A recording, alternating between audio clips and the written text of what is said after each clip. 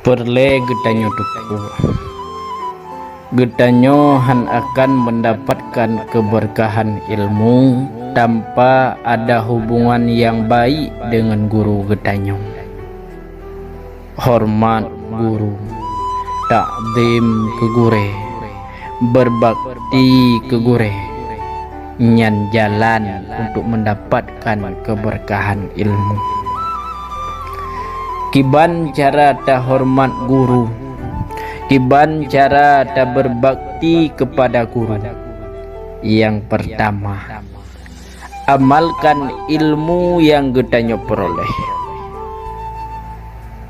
Yang kedua, ta sebarkan ilmu yang getanyo miliki.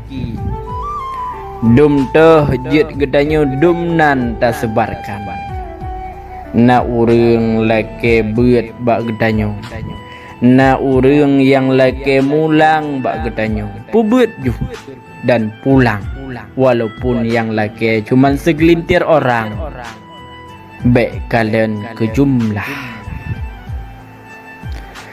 Yang kelih selalu menganggap diri bukan siapa-siapa di hadapan guru getanyo.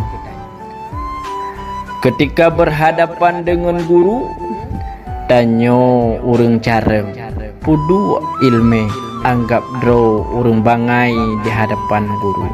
Jangan pernah merasa sombong di hadapan guru. Bek pernah tes gue.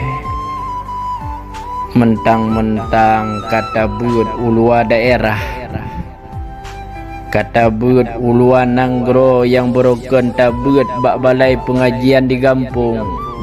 Wow, gampung guru awai, guru matam takrib muyuh mazha di kampung.